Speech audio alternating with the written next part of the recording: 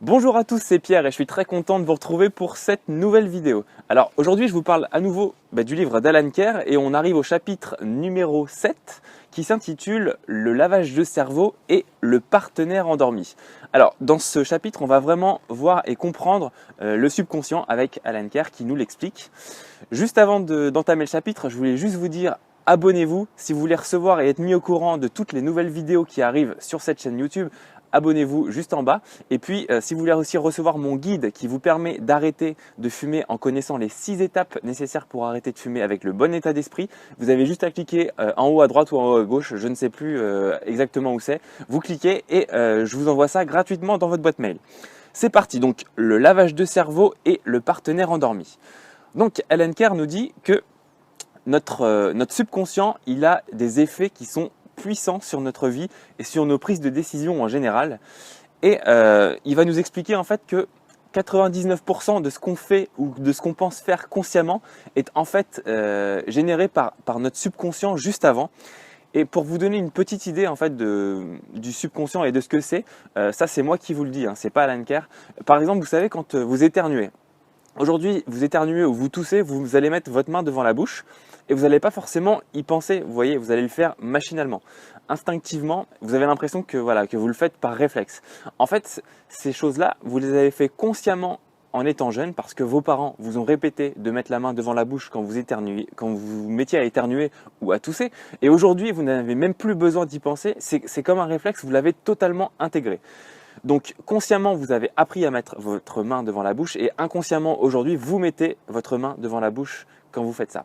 Juste pour que vous compreniez vraiment ce que c'est l'esprit conscient, enfin faire les choses consciemment et inconsciemment. Alors il faut savoir que les effets du subconscient sur notre vie sont très puissants et en fait, Alan Kerr nous dit que 99% de ce qu'on pense faire librement, c'est dicté depuis notre naissance. C'est comme si on était plus ou moins programmé par justement notre subconscient, tout ce qui est éducation, etc. et tout ce qu'on a reçu inconsciemment en information, en vérité. Il y a des choses qu'on a reçues en information et qu'on pense être des vérités absolues aujourd'hui. Et tout ça, par exemple, participe au conditionnement que l'on a envers la cigarette. Alan Kerr nous dit que, par exemple, il fut un temps, les gens pensaient que la Terre était plate. Et ça, c'était quelque chose qui était vraiment pas remis en question. Les gens se disaient, oui, la Terre est plate, ok. Et tous les gens qui habitaient à cette époque-là sur Terre n'avaient jamais remis, et c'était pour eux une vérité absolue. Et un jour, on a découvert que la Terre était ronde. Et si vous voulez, en quelques années, la masse de la population mondiale a pris conscience de ça et c'est quand même assez incroyable de se dire que quelque chose qui était une vérité absolue a pu changer en si peu de temps et aujourd'hui on ne remet absolument pas en doute que la Terre est ronde et je pense que ça ne risque pas de changer, rassurez-vous, mais c'est quand même incroyable de voir quand même ce basculement et qu'on est capable de nous faire croire et on en est certain, absolument certain au fond de nous. Pendant des années les gens ont cru que la Terre était plate et ils en ont jamais remis, enfin ils n'ont jamais mis un doute là-dessus, ils n'ont jamais remis ça en question. C'est juste fou. Aujourd'hui on sait que la Terre est ronde et c'est comme ça. Alan Kerr nous prend cet exemple et je le trouve vraiment très parlant. Les professionnels de la publicité, mes amis, sachez, ils ont vraiment compris comment fonctionnait notre subconscient et ils l'utilisent pour réussir en fait à nous persuader que la cigarette nous donne du courage, nous donne confiance en nous, etc. Ça véhicule plein de choses comme ça et ils dépensent des millions de dollars chaque année pour éduquer notre subconscient à ça et ils dépensent vraiment beaucoup de sous, que ce soit par les films, par les vedettes de cinéma qui vont fumer à un moment précis, etc. Bref, ils le font, même si en parallèle il y a des campagnes des gouvernements pour lutter contre la cigarette. Vous savez très bien que les fumeurs sont conscients de ça, sont conscients du mal qu'on se fait et pourtant inconsciemment les jeunes adolescents continuent toujours de commencer à fumer pour faire comme tout le monde, pour suivre les autres. Bref, inconsciemment le subconscient de la population a été éduqué comme ça et c'est aujourd'hui pour ça que vous avez beaucoup de mal à arrêter de fumer, c'est ce que nous dit Alan Kerr. Je continue. Il prend un exemple que j'aime beaucoup aussi, il dit par exemple, vous avez très froid, on est entre copains et on voit un bar, du coup on rentre tous dans le bar et il y a un des copains qui dit à tout le monde, ah j'ai envie de prendre un cognac, ça va me réchauffer, etc. Ah ça réchauffe, ça va vraiment, voilà, ça va me donner la pêche, ça va me réchauffer. Et on a beau être une bande de copains, peut-être qu'il y en a qui voulaient une bière, il y en a d'autres qui voulaient un café, peu importe. On ne sait pas pourquoi, on va quasiment tous sûrement prendre un cognac comme le gars qui vient de nous vendre ce cognac avec envie. Bref, on va tous le suivre et inconsciemment, notre choix va être plus ou moins guidé par cette personne qui a fait le premier choix et qui était enthousiaste, qui a emmené les autres vers le cognac. Donc vous voyez par exemple comment un choix peut être guidé par les autres, par l'environnement, l'entourage social tout simplement. Dès notre plus jeune âge, notre subconscient, il est informé que la cigarette, elle nous donne confiance en nous, elle, je sais pas moi, elle nous relaxe, elle nous aide pour ceci, elle nous aide pour cela. C'est ce que reçoit notre subconscient. Il est bombardé d'informations comme ça. Du coup, qu'est-ce qui se passe à l'adolescence? Eh ben, on voit les autres fumer déjà et il s'avère qu'on a déjà emmagasiné tout un tas d'informations comme ça, comme quoi la cigarette est relaxante, qu'elle nous aide dans plein d'aspects de notre vie. Il y a même aussi des choses qui sont assez incroyables, c'est que les gens qu'on va admirer, qui ont des métiers stressants, mais qui réussissent à tout faire dans leur vie, etc. Par exemple, des médecins, je sais pas, il y a plein de métiers comme ça. Il y a des gens qu'on admire et ces gens-là, ils fument. Et on a l'impression que la cigarette leur donne cette force. Et nous, quand on est jeune, on peut voir ces gens-là et on se dit waouh, la cigarette l'aide tellement. Enfin bref, inconsciemment, en fait, si vous voulez, on intègre le fait que la cigarette rend grand ou aide ou donne de la force, vous voyez. Bref, toutes ces choses-là, inconsciemment, c'est bombardé en nous. Dans tous les films de guerre, par exemple, ça c'est incroyable aussi. Les lobbies du tabac, ils ont fait ça. Dans les films de guerre, ils ont réussi à nous faire comprendre que le mec, avant de mourir, il a pris une balle dans la jambe, il est en train de crever limite, et il demande quoi à son copain? Il lui demande une cigarette, quoi. Le gars, il veut fumer alors qu'il est en train de mourir. Et inconsciemment, on se dit, ouais, ça donne de la force, le gars, il va affronter sa mort et il est en train de mourir et il fume. Ça, c'est juste fou. Tout ce qui est les films de cow-boys, j'adore, moi, les films du Far West, là. On les voit, ils fument, les gars, ça leur donne de la force, etc. Bref, c'est véhiculé vraiment par Hollywood aussi, par les lobbies du tabac sont là, d'accord? Les gouvernements nous disent une chose, nous disent que c'est pas bon, il y a des choses qui sont placardées sur les paquets et pourtant on continue à montrer aux ados, aux jeunes hommes, aux jeunes femmes que la cigarette nous rend sophistiqués ou nous donne de la force. Inconsciemment, c'est ce qu'on nous dit. Ensuite, Alan Kerr nous dit que tout le monde peut ainsi citer l'oncle René par exemple. Il nous dit, on peut citer l'oncle René qui fumait 2 paquets par jour aussi et qui a vécu jusqu'à l'âge de 80 ans. Et oui, c'est vrai, on a tous dans notre entourage quelqu'un qui a fumé pendant longtemps ou un ami de la famille l'a fumé toute sa vie. Ou alors on a notre père qui nous raconte cette histoire à chaque fois. Il nous dit il a fumé toute sa vie et pourtant il n'y a pas de règle, hein, tu vois, il a réussi à vivre jusqu'à 80 balais. Et bah, sachez juste une chose, c'est que ça c'est également véhiculé inconsciemment. C'est véhiculé par tous ces gens-là et ça se trouve cet oncle René, il aurait peut-être vécu jusqu'à 110 ans, on ne sait pas s'il n'avait pas fumé, vous voyez. Et ce qu'on oublie aussi, c'est qu'en parallèle, on a peut-être cet oncle René là qui a vécu jusqu'à l'âge de 80 ans et pourtant on a peut-être 10 personnes qui, elles, entre-temps, sont mortes à l'âge de 50 ans prématurément d'un cancer du poumon ou d'autres choses. Bref.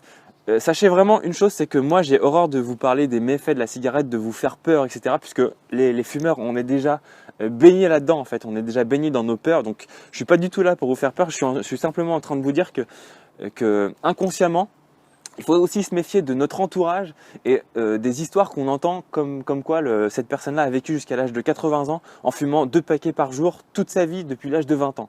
Okay, ça, c'est des exceptions, c'est des choses et rien nous dit, comme je vous disais juste avant, que cette personne aurait pas pu vivre peut-être 20 ans de plus derrière. Ça, on n'en sait rien. Donc voilà, mettons-nous bien. Il faut bien comprendre que cette personne-là aurait peut-être pu vivre 20 ans de plus et que les 10 autres personnes qui sont mortes prématurément, bah celles-là, on en parle quand même beaucoup moins. Ok ?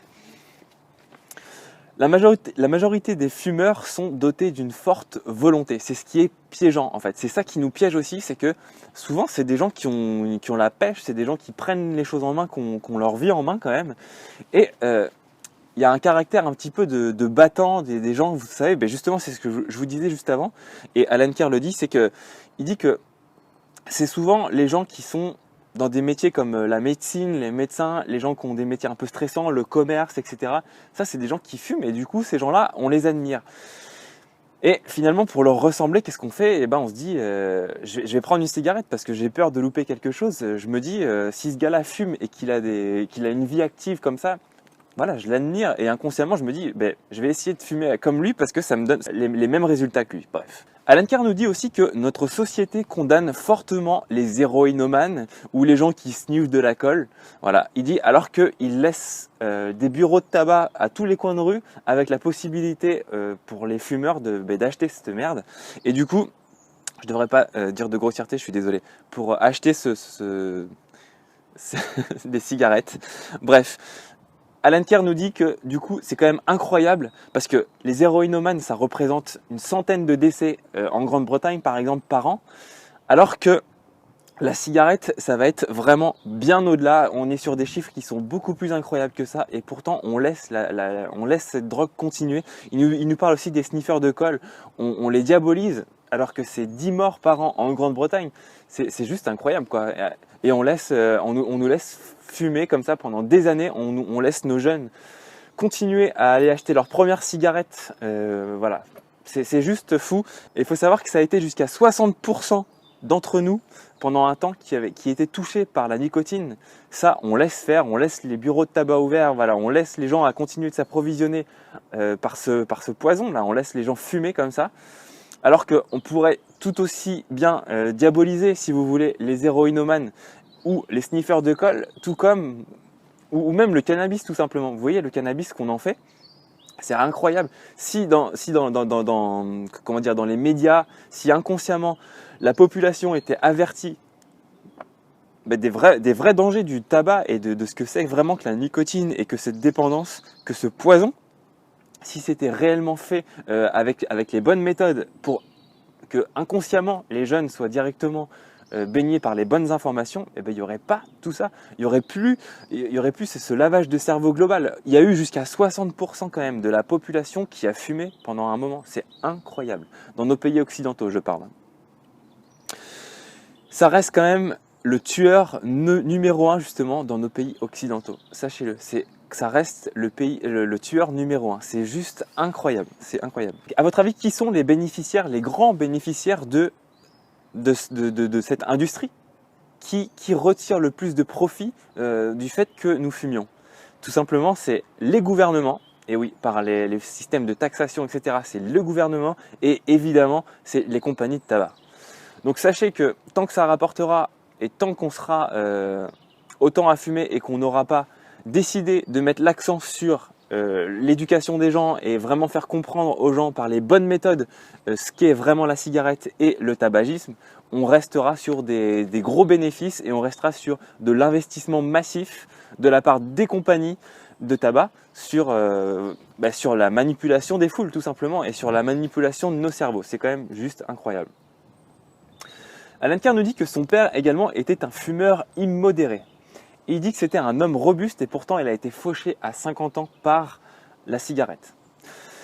Il dit qu'il se souvient très bien de cette période, il se souvient de voir son père cracher ses poumons tous les matins et il a même dit à sa mère, il est allé voir sa mère en lui disant tout simplement « Ne me laisse jamais devenir fumeur maman, s'il te plaît ne me laisse jamais devenir fumeur ».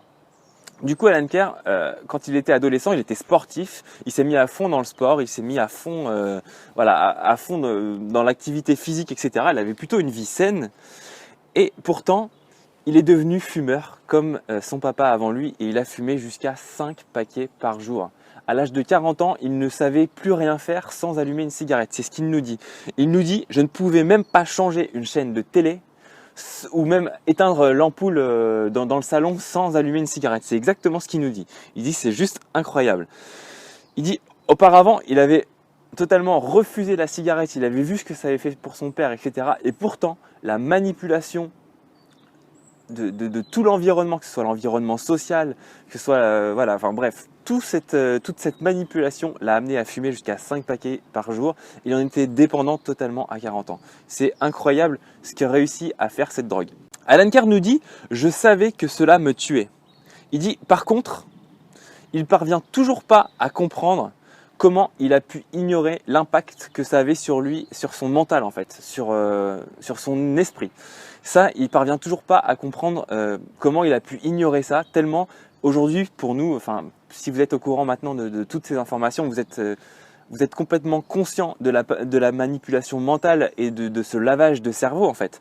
Et il dit comment est-ce qu'il a pu être ignorant de cela, alors que en plus très souvent les fumeurs sont des gens vraiment intelligents, vifs d'esprit, etc. Mais on voit pas la chose quoi, on voit pas le truc, c'est incroyable.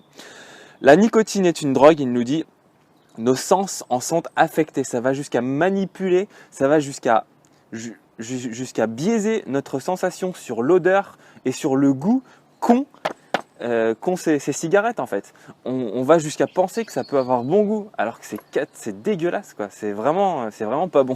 C'est pareil, il y a un moment où Alan Kerr a subi un échec dans un de ses nombreux échecs pour arrêter de fumer, et à la suite de ça il s'est dit je vais me mettre à fumer la pipe.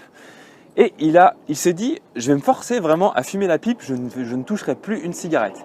Et il décrit ça comme une période vraiment où c'était dégoûtant. En fait, il se forçait à fumer la pipe, donc si vous voulez, il allumait sa pipe, et a priori, moi je connais pas la pipe, j'ai jamais fumé. Mais Alan Kerr nous dit que au bout d'un moment, quand vous fumez dans le bas de la pipe, si vous voulez, dans l'arrondi, il s'accumule comme un liquide, ce que le tabac coule, si vous voulez.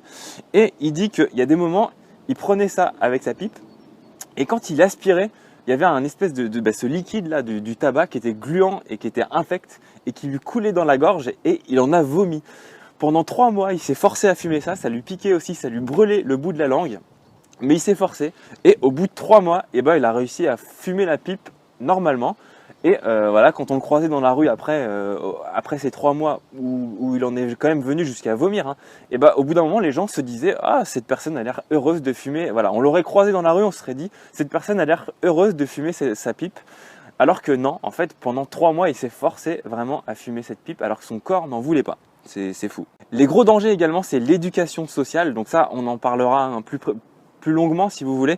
Mais vraiment, c'est notre entourage, c'est vraiment l'éducation dans la tête des gens, dans l'état d'esprit des gens, dans tout notre entourage depuis qu'on est petit, depuis qu'on est jeune. On nous dit que la cigarette c'est pas bien, certes, ça on nous le dit vraiment. On nous dit, ou on nous fait comprendre inconsciemment en fait, si vous voulez, que la cigarette nous rend fort, elle nous donne du courage, etc. En tout cas, c'est les exemples qu'on a autour de nous. Donc tout ça, c'est l'éducation sociale, et c'est un des facteurs principaux pour lesquels on fume.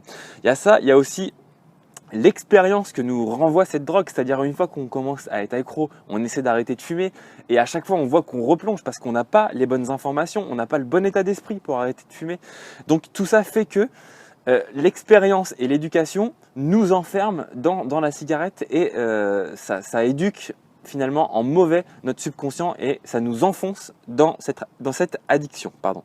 La seule chose qui nous a incité à fumer la première fois, c'est ce que nous dit Alan Kerr, ce sont les autres. Ce sont de voir les autres fumer.